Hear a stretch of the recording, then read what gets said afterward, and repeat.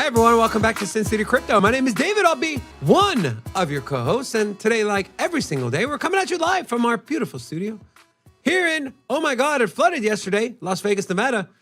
Which, by the way, that was crazy, right? We got like 2 inches of rain in like 45 minutes.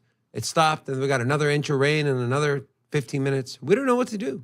But Lake Mead is happy. And I am happy that you're here. We're talking a lot of crypto today. We're talking about Bitcoin. We're looking at long-term hodlers. We're looking at Bitcoin on exchanges. We're talking what is going to be the catalyst to launch Bitcoin into the atmosphere. Also, we do have some videos to show you.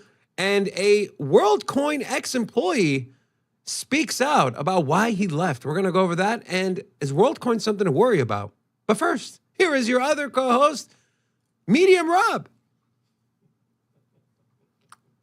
You like I didn't say small. Just saying. Take what you can get. Hola! It's your boy, Big Rob, back in the house. Welcome to Sin City Crypto. If it's your first time checking us out, we are the entertainment-focused cryptocurrency channel. When we don't just focus, we deliver as well, where we take old, boring, and stale information and deliver that to you in a fun and sexy way. Like a UPS driver. They're sexy now, right? What? Not sure what that You know, Robin, don't say UPS anymore. I don't know. This is a weird. I usually do the sponsor shout outs, but I think it's Time to make weird noises? I think you should do okay. you should do the sponsor shout out for CAMS today because, well, yesterday you were on the phone with CAMS and they helped us with CAMS our Blue network. Wire Tech. If you own a business and you struggle getting things to work correctly, especially in the IT and networking department, give them a call. Look no further than CAMS Blue Wire Technology. And thanks to their team, they've been on the phone with me for probably a good 100 hours. And thank you.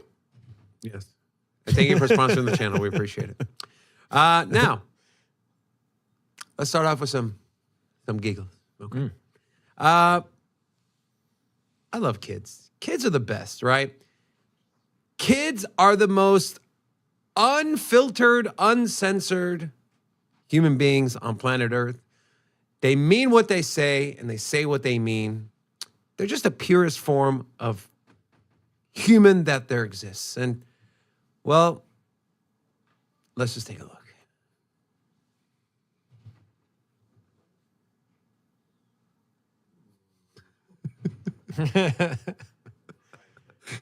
He looks half drunk.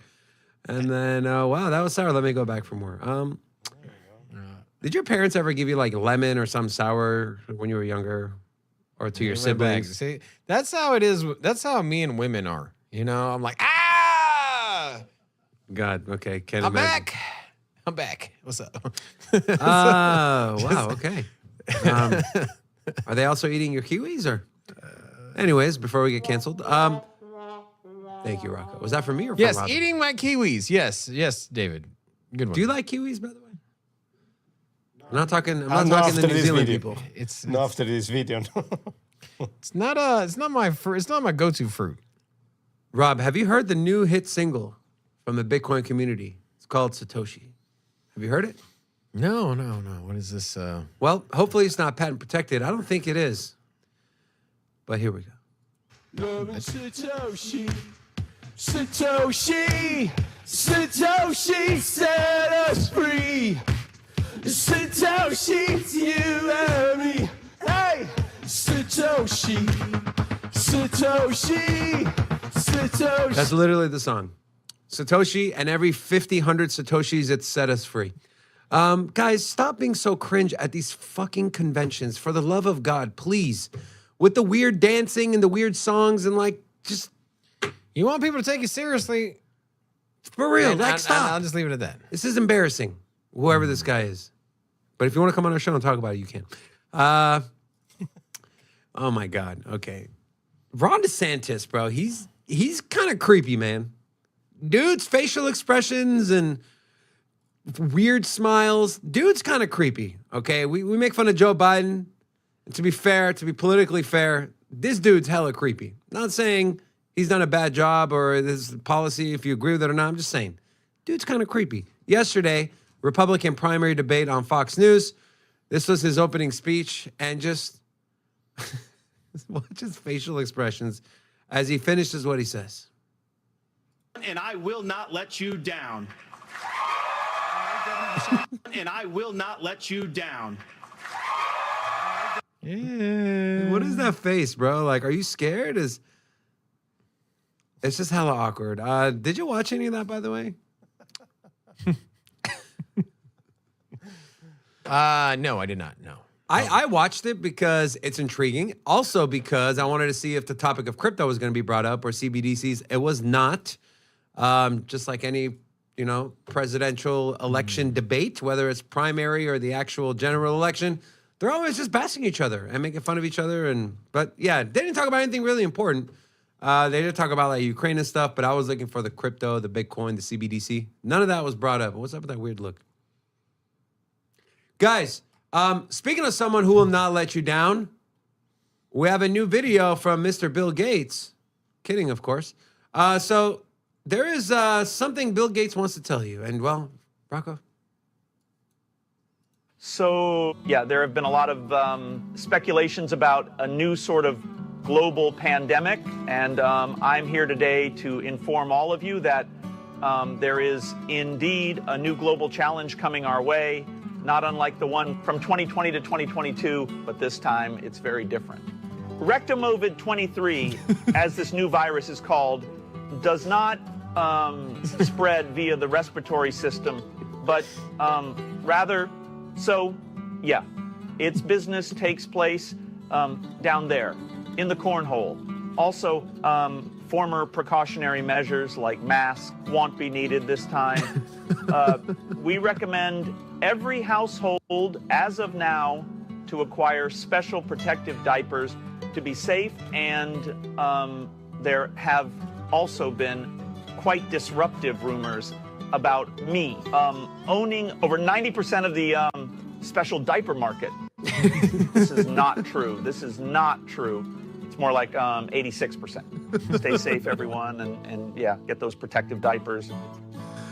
Oh, you said Rectomovid. That was kind of funny. All right, let's move on to some actual news. We're going to do a little macro today. So we're going to talk a little macro because, as we know, macro translates into crypto. Risk on assets are tied together. That includes Bitcoin and crypto, whether we like it or not. Where does Easy Mac fit in this? What? Easy Macro? Easy Mac? Oh, okay. I got 2 minutes in the microwave with a little water? I see where you're going. I don't know. But not Easy Mac is this. It's not easy to look at this chart, but it's making its way again. So this is from Raoul Pal. Even Larry Summers is producing this chart of the 1970s, the only example in post-World War II history of rising inflation cycles. Now, in the blue is what happened back in the 70s, as we all know was stagflation. I forget the Fed chairman before Paul Volcker. Was it Burns, Arthur Burns, something like that? I don't know. They came in, inflation got hot, they started cutting rates, or they started increasing rates, and then they cut too early, and then we saw this second blue wave of inflation that took us up over 14%, which is where Paul Volcker came in and just absolutely obliterated the markets, raised in effective federal funds rate close to 20%. Now, that's not possible to do now in this day and age. We have way too much debt. The country would literally go bankrupt. But people like Larry Summers, who served as a Fed chair, and I believed he served at the Treasury as well, this chart is making its way, Robin. We did see an uptick in last month's year-over-year CPI. Are you worried at all that history is going to repeat itself and we're going to see inflation worse than the top of 9% that we saw back in the 1970s? Do you think they'll cut rates down to sub 3% on the federal funds rate within the next year? Or the next 2 years? That's a really hard question to answer. If that answer ends up being yes, then I get yes. So then I would see a scenario where. So what's your answer? Because the thing is that money still takes time to go through the system. You know, I would. Yes. I don't. The majority of it does play through. I think it's within 2 years or within six months to 2 years, I think is what I've heard a lot of analysts say. And so you basically you print $1 trillion before you feel it in the price of gas and groceries In the economy. In the economy, it takes a year, Yeah. a year, 2 years, something like that. And but the thing is at the same time, not all of it plays out right then and there. There's a lot of money locked up. People or companies are given money. People are handed out money. There are businesses that end up closing. Anyways, there's a lot of money that doesn't hit the system at the same time that everything else did. And so if you end up having a situation where people are holding on to money they were given to by the government, or just, hey, we made a ton of money during this printing phase, right? During the say a company made a lot of money during the 2021 run up, right? In the S&P 500. You can look at crypto as one example. You made a ton of money. Let's just say you held on to your capital and you didn't bleed it all out through the bear market. Once you get into another bull market cycle, and especially in a situation where the federal government is relaxed the lending rate and that companies are lending and the economy is moving and there's a lot of volatility in the money system, then at that point, companies are going to feel a little bit more comfortable spending that money that they have been holding on to during the bear market. And that money is still a residual effect of the original printing from 2021. And so if you get a situation where they cut rates, people are spending money, you could have money that just hadn't hit the system that now is also injected on top of Robin, look at the printing that we have now. And that's why you get that big run up in the past. Look at what's happening. Look at what is happening in China, though, right? China's having a problem of people are not spending money. That's why deflation is set in, right? The Chinese government stepped in. They cut interest rates on mortgages. That didn't do anything. They started offering incentives. That's not doing anything. People saved money at a historical rate in China. I think the number in 1 month was about $1.5 trillion in Chinese yuan that people saved. They're just not spending their money. And so if you can't get the people to spend money because they're afraid that the economy is going to tank or whatever the case may be, and this is after China had mass amounts of lockdowns. And so is that something that can translate to here in the U.S.? No, absolutely not. The culture is vastly different. You give somebody in China 10 grand, they're like, thank you, and then they set it aside. You give a guy with a trailer 10 grand, and you know what he's gonna do. He's gonna have he's gonna have like new rims on his car. He's gonna have a new TV, and so They're saying it's a cultural thing. absolutely, bro. How many Lambos are driving around in China? Go to Miami. Say less. There you go. Okay. What do you guys think? I want to know. I want to know what the chat thinks. If okay? you think, hold on. So you're telling me if you think that we're gonna all of a sudden print money that all the Americans are just gonna hodl their cash and not spend it? Like the I don't U.S. think so. government's It gonna be was a like, question. here's $5 grand, and they're just like, you know what I'm going to be do? fiscally responsible. Yes. Well, to be fair, when the pandemic checks started coming out, people paid down their credit cards. To be fair. Now, to not be fair is this inflation rate and chart. I want to know, you in the chat, are we going to see history repeat itself and we're going to see another big spike in inflation? Put a 1. If you think not, put a 2. And so the United States has 2,721 Lamborghinis, which is the most important country for Lamborghinis is the U.S. Followed by China, Robin. There you go. So U.S. is number 1. China is number 2. You're welcome. They also Guys, have double our population and the similar GDP with half the amount of cars. Shut your mouth. That doesn't matter.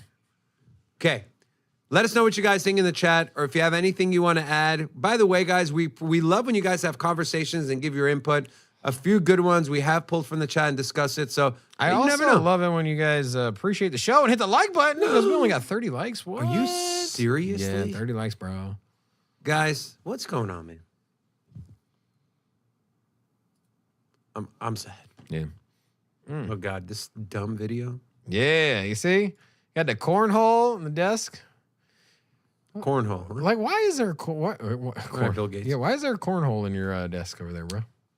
I didn't make the desk. I don't know. Ask the desk manufacturer. Now, speaking of, no idea. Macy's said we experienced an increased rate of delinquencies The speed at which the increase occurred for us and the broader credit card industry since our first quarter earnings call was faster than planned. We're working closely with our bank partner, Citibank, to mitigate the rising bad debts by adjusting underwriting strategies, aka making it harder for people to get credit cards. Now, I will tell you from personal experience, I've been through a credit crunch where I let my credit card balance get high and I started paying it off. But as I started paying it off, they reduced my credit limit. So banks are going to look at your credit cards and see your payment history. And really, they're only going to let those big credit limits stand for the people that have extremely good credit, like 740, 760. The average person, and we know after the 08 financial crisis, a 640 credit, which would have been not very good, moderate at best before the 2008 great financial crisis. Now, post-financial crisis, that was considered a good credit score. I think we're headed back to them, and this is going to cause the effect in the market as well.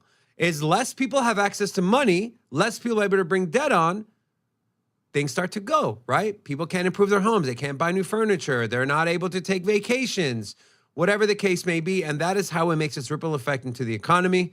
I do want to share a couple other things on macro. This is from the Kobe AC letter. The U.S. government has already spent $5.3 trillion this year. $5.3 trillion this year. We are on track for the fourth consecutive year with $6 trillion or more in government spending. Since 2020, the U.S. government has spent a jaw-dropping $25 trillion, Robin, in 3 years. To put this in perspective, the market cap of the complete S&P 500, which is the top 500 companies in the United States, you combine them all, it's $37 trillion. Spending since 2020 is equivalent to 68% of the entire S&P market cap. We have a spending problem. You see this chart up and to the right, and then this one as well. How much of that do you think was Ukraine? I'm just curious. I mean, I think we're approaching $1 trillion? $1 trillion, yeah. We're not going to get into that conversation because that's a very touchy subject. It's not our wheelhouse, but yeah, it does have something to do with it and impact. Got to remember, guys, government has bills to pay. Social Security, which, by the way, Social Security, speaking of that, so this was tweeted by Rothmus. By the time I'm 67, over $600,000 will be paid into Social Security on my behalf. That money would have been worth $1.9 million if I had gotten a 5% return. My annual interest would be $95K. The government promises me $3,075 a month at 67, which is $37K per year. How is this not theft? Not to mention, guys, we went from, this was back, I want to say 30, 40, or 50 years ago. I know that's a broad range, but I don't want to give an exact number. For every 30 to 40 working people, one person was earning Social Security. So there was 30 people who were putting into Social Security for every one person taking it out. Now that number is down to 3. 3, because guess what? The largest generation, which is the baby boomers, they are starting to retire. And there's not a lot of people in the workforce. You throw AI in there, my God. So why do I bring that up? Do not depend on the government to take care of you for retirement. Do not. Take control of it in your own hands. And if you're in the crypto space and you want to set up a crypto IRA account, there is one company to do that with, and that is channel sponsor iTrust Capital.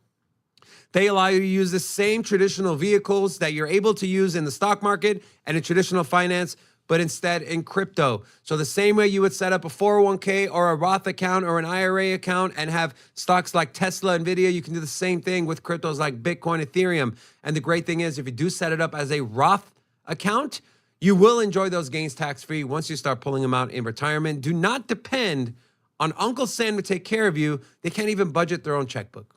That's all I'm saying. Robin, you kind of went on a ramble there. You got any thoughts on everything I just said? Anything you want to add? I don't have anything to like add, but I will just say this as a general thought, especially the way that I look at the government when it comes to printing, handouts, retirement.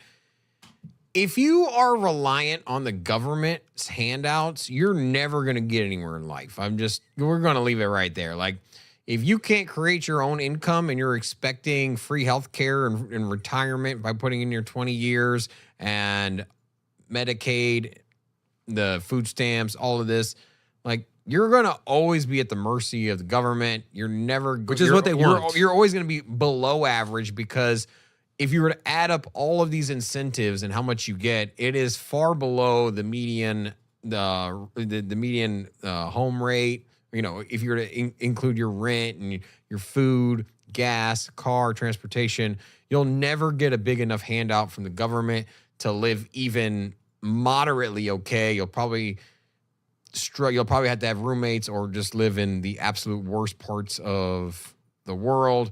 And even then your diet's going to suffer. Just guys, just wean off of the government. If that's something you do, that's what crypto's here for. It gives you a vehicle, private money, so you can escape the government's grasp, right? I mean, that's what they want, guys. Think about it. They want if you you're to dependent be, on the government, yeah. you're going to do whatever they tell you. Yeah, they want you to take that free Medicaid. They want you to take the food stamps. Mm-hmm. They want you to Be on welfare. And you might sit here and disagree and be like, no, those programs are to help people, and you know it does help people. However, if you receive a handout, a lot of times you expect it and you depend on it, and it does stifle motivation. And You know, when my father came to this country, when we immigrated here back in '96, he was on welfare for 6 months. 6 months, and he could have kept receiving welfare. But as soon as he was able to stand on his own 2 feet, he just needed a 6-month runway to find a job, to get into the school, to learn the language. And that's what he did. And that's kind of what it's meant for, to fill in the gaps when something bad happens. It's not meant for you to live on it for the rest of your life. That's not what it's meant for. And that's happening more and more. People just need to take their own future in their own hands. And honestly, crypto gives you that opportunity. If you're watching, you're here early. While everyone else is out there pouting and moaning and trying to pinch pennies, you're out here educating yourself, understanding, getting ahead of the game, front running the institutions that are going to come in. They are going to come in. They're going to try to take over our industry, but we were here first. And as long as we don't leave, there's nothing they can do. They can't take our tokens away. Even outside of that, even if you're not heavily invested in crypto, because I know a lot of people are down right now, portfolios are down, they don't have a lot of extra capital on the side to invest. I always say, throw something in there, a little DCA. But even if you don't have a big position at the moment for whatever reason, just having insight on how the private sector works with this new monetary system, which is crypto, gives you a leg up because now you know how money works. You can position yourself when you do get money to invest and identify the coming changes.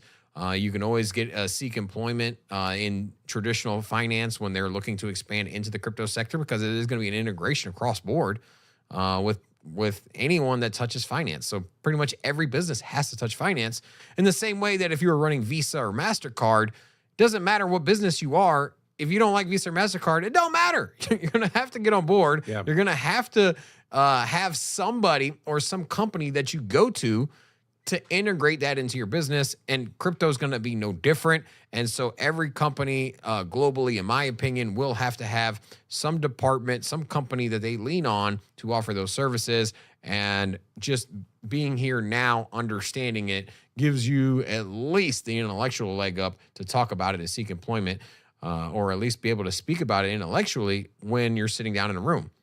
Imagine if you work in a construction company, has no exposure to crypto, all of a sudden there's a boardroom meeting and they're like, "Hey man, we need to look into crypto." Imagine you just stand up. You work in construction, but you stand up like, "Hey, well, I know a lot about crypto. Here's some thoughts here," and that could bring immense value as well. So, and those are some of the benefits of staying when people leave.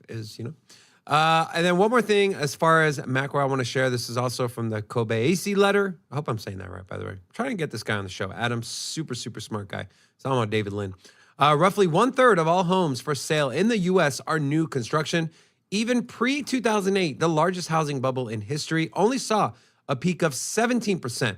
So 33% now versus 17% pre-2008. new home prices are about to drop below existing home prices for the first time since 2005. No one wants to get rid of the 3% mortgage, another crisis created by the Fed.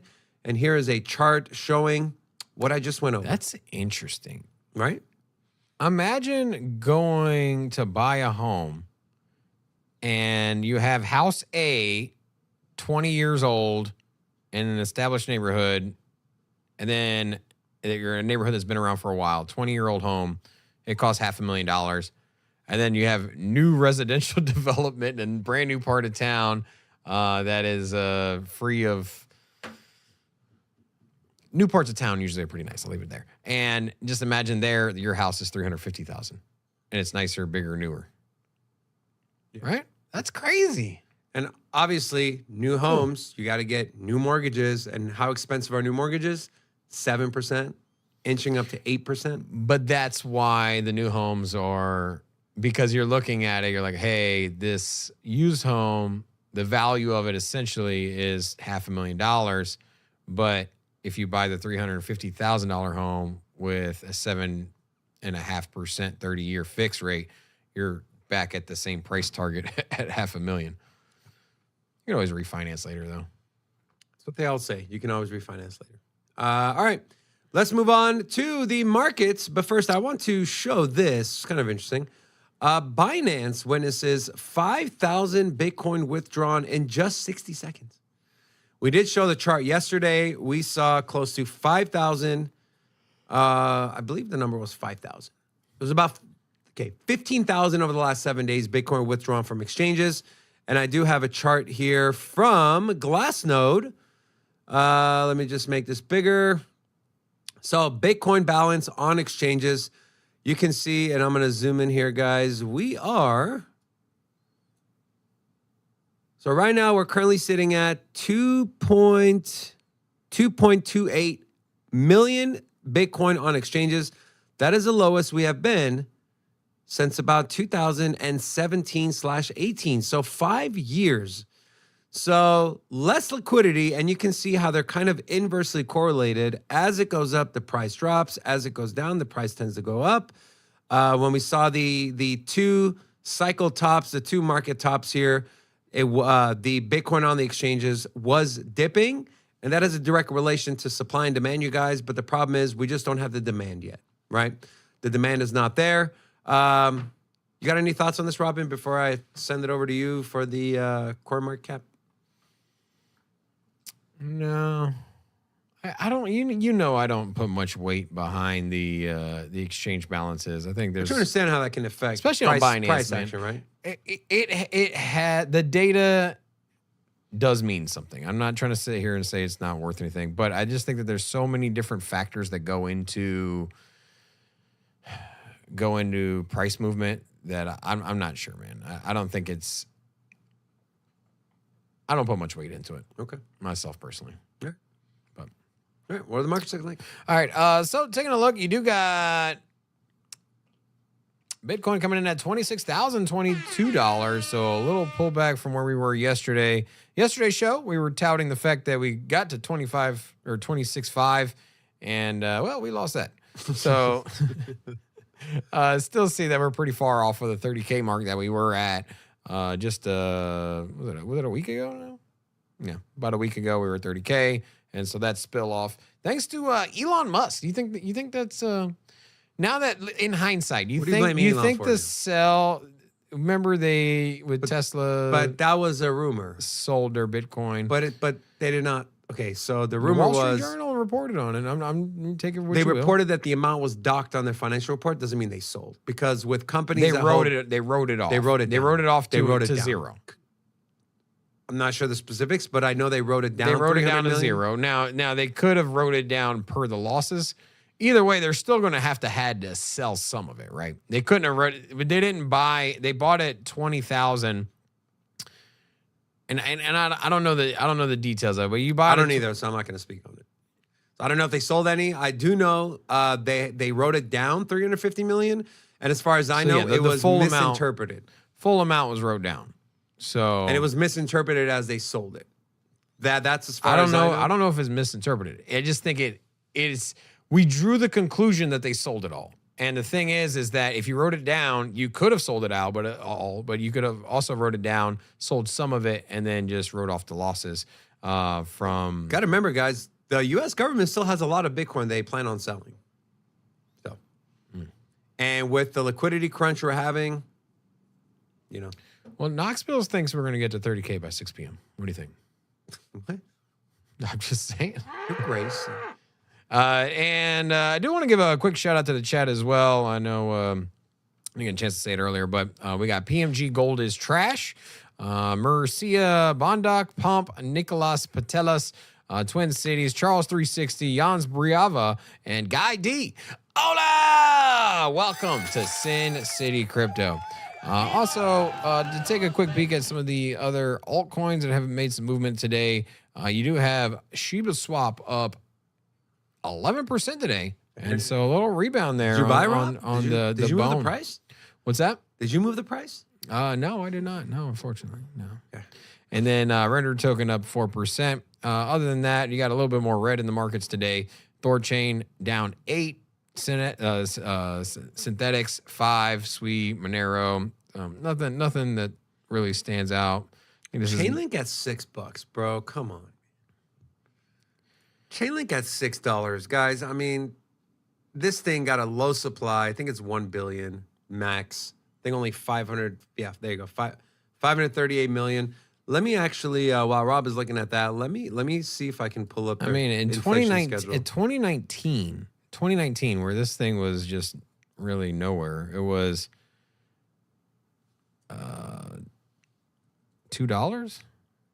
Even in early 2020, it was $2. So not bad. I mean, But it got for up entry to over price. $50, I believe, in the last bull market, 55 or something like that.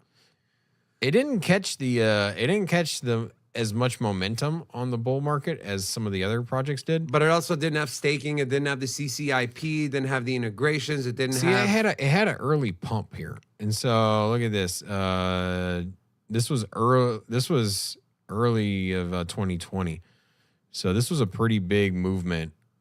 I think this kind of slowed it down there. This is what I was saying. I think that Polygon had that giant movement in the bear market, and I know 2020 was still everything was still breaking all-time highs and everything was growing, but Chainlink really rallied in August of 2020 here, June, July, August, and I think that slowed down the momentum for it. But I mean, it's still, like you said, got up to $50, and I think $6 is a great entry point if you believe in the project. It doesn't get much. It's the lowest it's been. This bull market or this bear market was 560. I was talking to one of my friends. He's like, I'm waiting for a $4 Chainlink. I'm like, bro, you're gonna sit there and wait for it to drop $2 more versus the potential upside of this thing decides to pump to 10, 15, $20 because it has the potential to pump in the bear market. Fill in the blank. As I mentioned, August 2020, July 2020, outperformed all the markets outperformed a lot of the competition at that period. Now I know 2020 was really ramping up in the bull market, but I wouldn't be surprised to see Chainlink get to $10 in a bear market with a couple partnerships and just people just speculating on it. So guys, especially if you're in the camp that smart contracts are going to start being implemented in enterprise and traditional finance. If you think that's going to happen, there is absolutely no reason for you to not to be bullish on Chainlink. They are the gold standard when it comes to oracles. And when it comes to something like oracles, you need the most trusted, the one that's got the most longevity, the one that's got the best data. And guys, that's Chainlink. And now with staking and being able to leverage the Link token outside of its own ecosystem and CCIP, I mean, I have added Chainlink into my every week DCA. I'll just leave it at that. All right. After the markets, we're looking at, by the way, Robin, do you want to throw out there, you make the thumbnails and, well, Patrick Mahomes was. man, that dude, he looks so handsome, man. But did you forget you're a Raiders fan? And your guys are in the same. Saw a couple people in the chat before we started the show. They were like, wow, Rob, wow, are you a trader? You picked the subject matter. You told me we're doing a Patrick Mahomes thumbnail, so you better bring the heat, all right? because I don't like putting him on the thumbnail. And You just said he's handsome. you forced me. He's a handsome man. Doesn't mean I want him in my business. Just saying, bro. Great. Blame it on me now. Okay. All right. You blame so- it on me, so I'm blaming it on you. So Okay. Perfect. Let's blame it on Rocco. I think that's fair. Rocco, what the hell are you doing? All right. This is from Decrypt. Patrick Mahomes can't quit crypto. And guys, this is when everyone, after FTX, a lot of celebrities got burned. A lot of people ran away from crypto. They sold their NFTs. Patrick Mahomes is doing the opposite because he's a champion, unlike the Raiders. Now, wasn't he a? Wasn't he? idea what this guy is. Didn't he endorse FTX? I don't think so. I could be wrong. I don't think he was FTX. I could be wrong. There's a lot of people who endorse FTX. I think he was running around in the FTX commercial. Let's see. Was he? All right, you look that up. I'll look at this. All right, Patrick Mahomes likes doubling down like on his championships against the Raiders.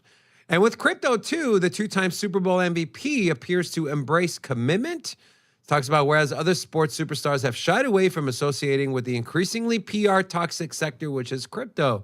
Mahomes announced a collaboration with Azuki this week. And in the words of one NFT holder, he has been Azukified. And this is a picture of him. This is kind of cool. This is what the NFT looks like. The one-of-one card will feature in a series of NFTs issued by Azuki in collaboration with Museum of Mahomes, which is a new NFT platform from the star quarterback that is purportedly set to release a whopping 15,000 NFTs next month. This isn't the superstar athlete's first crypto rodeo. The quarterback netted $3.7 million at the height of the early 2021 NFT craze with his own series of digital collectibles. We also had Donald Trump's NFTs surge 1,200% in sales and 30% in floor price. Robin, do we need celebrities and people from Web 2 to resurrect the NFT market? Hell no, man. Hell no. That was the biggest flight of liquidity in the crypto market was the celebrities launching NFTs, right? But okay. In the last bull market, Okay. a lot of money left our ecosystem because celebrities were launching NFTs. Was it Takashi? He had like 4 different ones, right? The colorful hair guy? Yeah, The guy man. who snitched on everyone?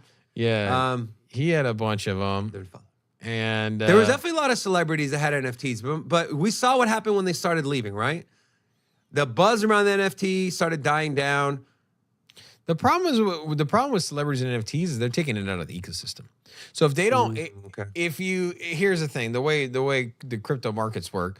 Bitcoin rallies, people make money. They bought Bitcoin early, they sell, they move it into altcoins. Altcoins rally, they take the money out of there, then they go do some dumb DeFi shit, and then they also go and buy NFTs. What is dumb DeFi? Just you know what dumb DeFi is? like what?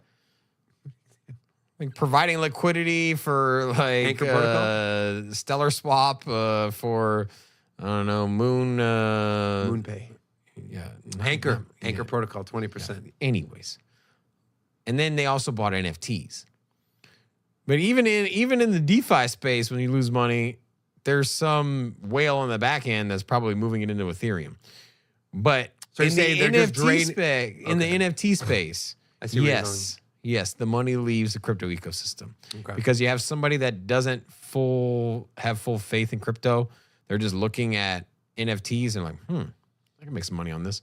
And then boom, they pull the money out, they buy a yacht, and then new house, cars, and then that money never comes back to crypto. Okay. And they're probably less likely to invest back in when the markets start rallying. That's fair. That's a fair point. Before I get the chat's opinion, Robin, Jesse Oro wants a shout out. Jesse? Jesse, Where's that at? right Oh. there. What's up, Jesse? How you doing? Hola! Welcome to Sin City Crypto. Jesse, thank you for watching. Guys, in the chat, we want to know your opinion. Do we need celebrities and people with status like Patrick Mahomes to resurrect the NFT market? Put a 1 for yes, put a 2 for no. Flat Smack seems he's a Packer fan. I don't get a lot of time to watch football anymore. For the second time in my life, I have turned down fantasy football, as is Robin. But I am still a Packers fan. I am still a cheesehead. I want to mention. if you're comfortable in life and you don't got much ambition, go about it. Get in that fantasy football. Dude, don't say that. Just because people play fantasy I'm football doesn't saying mean they that have no ambition The amount in of life. time and research you got to put into fantasy football to win that damn thing, you got to put you're putting something on the back burner. That's all I'm saying.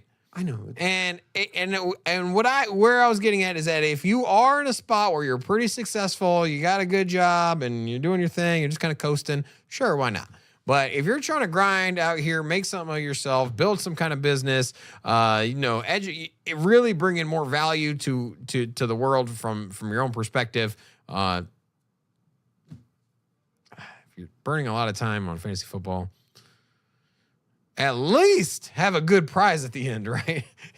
If you're in 3 leagues and one is $100, the other one's 500, another one's like $40, and 2 people aren't even playing on this league, like, you're wasting your time, bro. Pick one league, make it worth it, get in one that's What like was the $2 most amount of grand. leagues you played in 1 year? I did like 3. I did 5. I was a degenerate. But didn't you really not accomplish much that year? That's what I'm saying. Yeah, because Like, oh my God, yes, Patrick Mahomes. Oh no, I'm and then against him in even some- watching the football games, you're not even watching the football. Yeah. You're like changing channels. My You're brain just- was scrambled. You're for sure. distracted, right? Yeah. And so your goals kind of take a back seat because something you're putting fantasy football to priority. And so I love fantasy football. It's great, but you know what? I'm trying to build something right now, and I don't have time for that mess. Okay. Let's move on from fantasy to real life. And so we have this video from a defector. Used to work for WorldCoin, is now not working for WorldCoin. We do have a YouTube video. I do have it sped up a little bit because he does talk a little slow. And so if you're wondering why he's talking so fast, it is sped up. But this is Nadir Hajirabi. And he created this video to explain why he decided to leave WorldCoin. He's essentially a WorldCoin whistleblower. So let's hear what Mr. whatever I just said his last name is had to say. Hi guys, my name is Nadir Hajirabi. I worked with WorldCoin before the token dropped, and after the token was released, I decided to cut ties with the organization, mostly because of the token and the white paper that came out with it. But to be completely transparent, it was only the cherry on top of a quite horrendous cake. And I had already had many reservations about the organization. I started seeing many red flags from the get-go, from day one, but I chose to carry on because it is one of my personality traits to give people the benefit of the doubt, and I do the same with organizations, because I wasn't sure if the sloppy and or illegal things that I witnessed were a result of malicious intent, or if they were, the result of things being done in a startup-y way. And bear in mind, this is a startup, but not really, because the organization has been raising funds for a few years, and hefty funds at that, which more power to you. Nothing against that at all, obviously. But a lot of processes and a lot of things were carried on in a way that was very, very questionable, to say the least. And I can't get too much into detail because I am taking the legal route, and my legal counsel has advised me to keep certain things under wraps for now. I'm simply coming on here to let you know that to anyone who has met me in a setting where I was associated with WorldCoin, that I have completely severed my ties with them, and they are currently withholding my pay, which is a whole other subject. But it's just to make sure that it is a public statement that I have no relationship with the organization as of today. I'm currently in contact with authorities in different jurisdictions in order to participate in justified probes into the organization. And what really, really, really sucks is that I still, and it's part of the reason why I had those back and forth doubts and not ruled, the whole endeavor as a complete disaster, right? And it was sort of what was, keeping me hopeful. So It sounds like a whiny little employee that just left, bro. I'm sorry. He's if you're gonna put a camera on and talk crap about a company, you better at least have some kind of details to it, and not just say my legal counsel told me. Like, don't put the camera on then. So right? I'm not a fan of WorldCoin, but I'm also not a fan of somebody quitting their job, getting in front of a camera, and sitting here saying, like, this company's no good. Well, I can't tell you why they're not good. There's a lot of shady stuff. They had this. But I don't want to talk about it, but they're withholding my pay. Like, man, this dude's a sellout, bro. He's a sellout. He's fake, bro. Okay, he does go on to say that after their token and white paper, and after he found out that what they were doing with governments to help them track people and help them freeze funds and whatnot, that is what got him to leave. So I'm just saying. I don't know. Here's the thing. He's not saying anything that we don't already know. And so if you're going to come out and make a public statement, then you better bring something, man. Right? Don't sit here and say the same thing that we all realize. Hey, WorldCoin partner with this country. WorldCoin said they're going to share data with this country. We already knew that. And you got a big ass orb scanning people's eyeballs. It's creepy. Like we all understand it's creepy. Like this dude says it's creepy, but like to come out here and try to stir the pot and make accusations and then simply say I can't talk about it, like get out of here, bro. What's up, bro? Laughing at one of the comments. Guys, stay away from WorldCoin. This is a wolf in sheep's clothing. I understand that, they're trying to push a universal basic income that literally goes against everything crypto is. And so you'll never hear us say WorldCoin is a good project or a good investment to invest in unless something changes fundamentally. But just know that there are sheep in wolves' clothing or wolves in sheep's clothing that are out there, crypto companies, and we're a crypto project, just like Sam Bankman-Fried was a crypto guy, but he turned out not to be. There are projects out there, and WorldCoin is one of them. So just be careful. I do want to move on to this. Crypto VC inflows drop further as macro factors weigh on investments. This is sourced from Cointelegraph. July saw a drop in capital inflows from venture capital by 10.26%, resulting in just $700 million raised. Now, I know that sounds like a lot of money, but compared to what we were at, it's not a lot of money. The last 2 months rejected the potential upward trend, as it seems that the macroeconomic conditions revolving around the U.S. Federal Reserve rate hikes and geopolitical events are still having a more severe impact on VC's decision-making. I can also argue the fact of liquidity starting to dry up and borrowing money has become more expensive, right? After Silicon Valley Bank went under, which was a mainstay of the VC companies. Web3, but here's a couple things. Web3 has been one of the most active sectors measured by the number of deals, which in July was 26 individual deals, raising $256.2 million. Infrastructure has brought in the most capital inflows recently, with over $279 million with 24 deals. And then DeFi followed up with $140 million invested across 19 deals. And here is a chart just to kind of show. In the orange, we have the number of deals versus the amount. And you can see, since July of last year, July, August, September, the amount was greater than the number of deals. So less companies were able to get more money. Now is the inverse. And we see it has been on a downtrend since May of this year. And so, Rob, are you worried that, we saw and it's not just new crypto projects that need VC funding. We saw projects like Uniswap 2, 3, 4 years after launching raise another series of funds from VCs to maintain operations. Does this worry you, Robin, as the macroeconomic factors, as borrowing money gets more expensive, as VCs have less access to capital to give to these crypto projects? We might see less projects entering the space, which you can argue is good or bad. But we can also not see maybe the next revolutionary project. Or maybe we see a project that's been around for a while that needs a little bit of capital injection that is not able to access that and now they're gone. What are your thoughts in general? It's a good thing, man. All that easy money just flowing in from VC. This isn't unique to crypto either. So venture capital in its entirety across all markets, across the tech sector, across construction, it doesn't matter where it is. Companies are not investing. Venture capital is not investing in startups and in small businesses. A lot of this venture capital is just bracing for a further decline in the economy, a prolonged recession.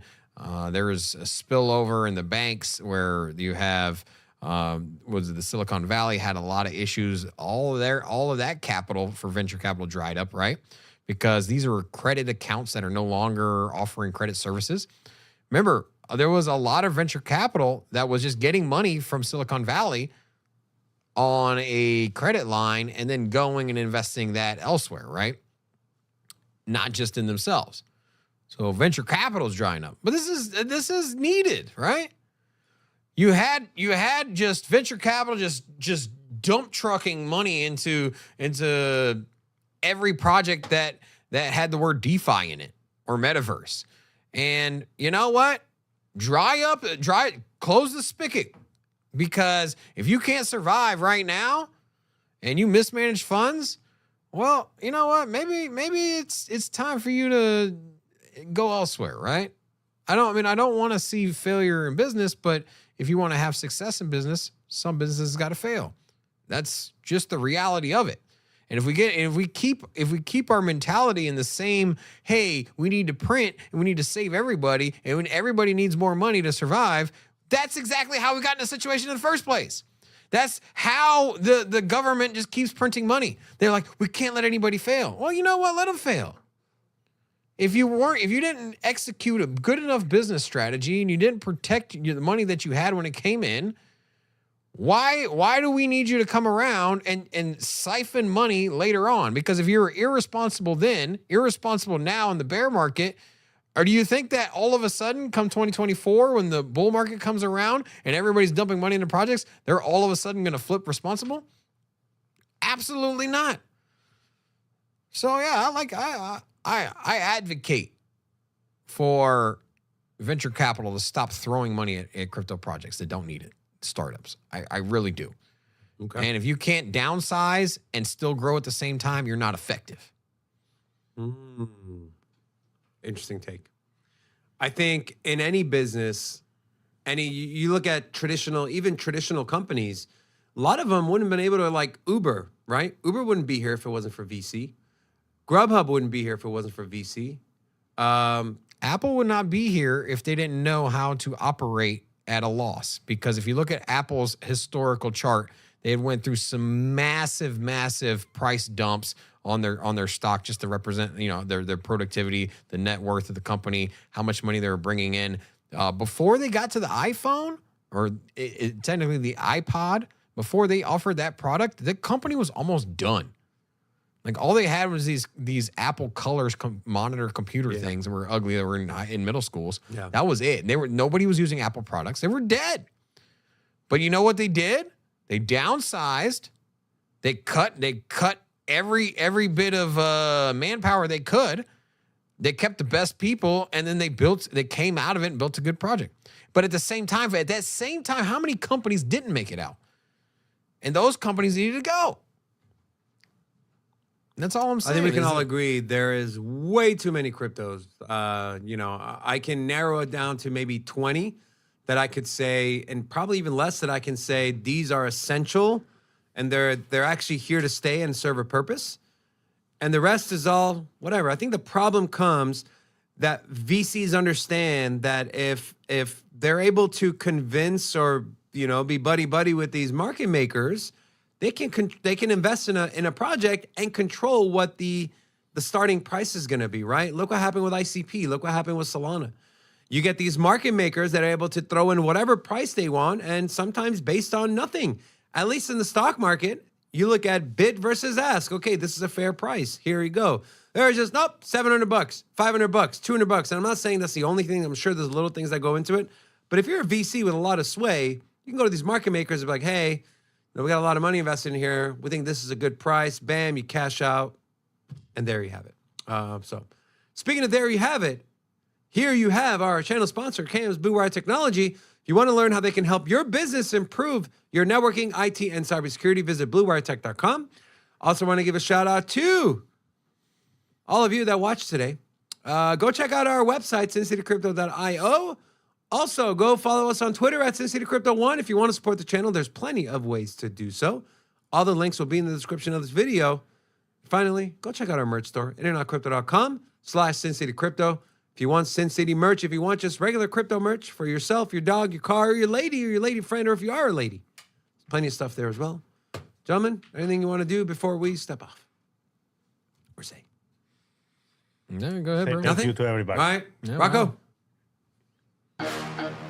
Guys, thank you so much for tuning in. It was a great show. Tomorrow will be an even better show. We got Forrest Friday joining us. We have all of us here at Sin City Crypto. We love you guys. Till tomorrow. Sin City, crypto. Everybody know what we here for. Entertainment and info. Gonna show you how to get that big dough. So every day stay tapped in. For big facts, no capping. With Bitcoin, if you're in, then you win. We divide the pie with no fraction. It's Big Rob, David. I spit the game, but they gave it. Named according to your favorite. I got dry powder, why save it? To the OGs, new beginners. Special shout out to the well members. Buy the dip, sell winners. Ain't really nothing you can tell sinners. Tune in for the latest new flavors. They gonna teach us mean coins. They polarizing like barbecue chicken pizzas. I laugh with a major grin. Laggers, we trade them in. Baddies, they came to sin. And sinners gon' play to win. Screaming, hola, till my bags are flowing over. Hold ya to the moon and to the solar. Won't I? Don't